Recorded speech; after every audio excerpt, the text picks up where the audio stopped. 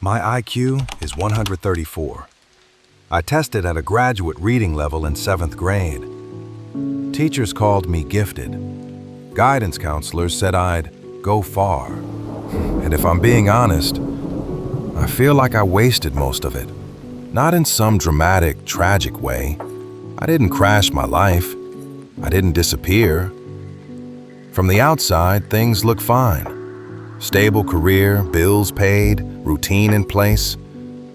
But most days, my work uses maybe 20% of what I know I can actually do. And the rest of that potential just sits there, unused. That realization has been quietly bothering me for years. I've started things, a lot of things. Business ideas that made perfect sense on paper. Writing projects I was excited about at the beginning. Plans that felt real enough to convince me this one would finally stick. But somewhere in the middle, not at the beginning, not at the end, I would drift away. Not because I failed, because I stopped showing up. A few years ago, something small forced me to really see this. I came across an update from someone I used to help in school. Someone who once struggled with the same material I understood instantly. Now he was building something real, a team, a career, momentum. And I remember thinking something uncomfortable. He didn't suddenly become smarter than me. He just stayed with things longer than I did. That thought stayed with me. Because when I looked honestly at my own life, I saw the same pattern repeated over and over. People I once thought I was ahead of, gradually moving forward, not because they had extraordinary talent, but because they continued through the parts where I usually walked away. The repetitive parts, the slow parts, the parts where progress isn't visible yet. That's where I left. For a long time, I thought the problem was motivation, or discipline, or maybe confidence. But the more I watched myself, the more I realized something else was happening. My mind loved beginnings. New ideas felt energizing, fresh projects felt exciting. But the moment the work became routine, when the novelty disappeared, my brain started looking for an exit. Another idea, another plan, another clean start that didn't require sitting through the boring middle. And over years, that habit quietly shaped my life.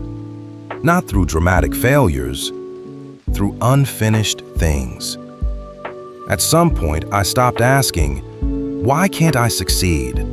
And started asking a different question. Why do I keep leaving? That question changed everything, because it shifted the problem from intelligence to behavior. I began noticing the exact moment I usually stopped. It wasn't when something became impossible. It was when it became repetitive, predictable, slow. That moment, the moment when effort stopped feeling interesting, was the moment my brain decided something was wrong, and I would walk away. Around that time, I came across a simple idea that stayed with me. In Japan, there's a quiet respect for repetition, for staying with something long after the excitement fades. Mastery isn't treated as a burst of talent, it's treated as continuation. So I tried something small.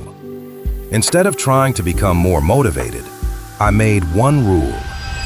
Whenever I felt the urge to stop working on something, I stayed 5 minutes longer. Just 5. The first few times, nothing happened, but gradually something shifted. The discomfort that used to push me away didn't grow, it passed. And once it passed, the work continued. Projects that normally would have stalled began moving forward. Some of them actually finished.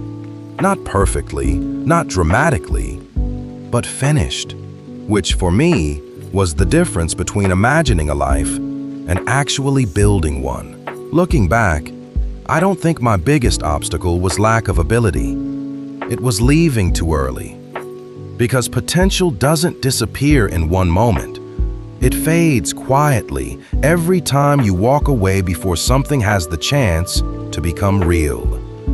And sometimes, the distance between who you are and who you could become is nothing more than learning to stay a little longer than you used to.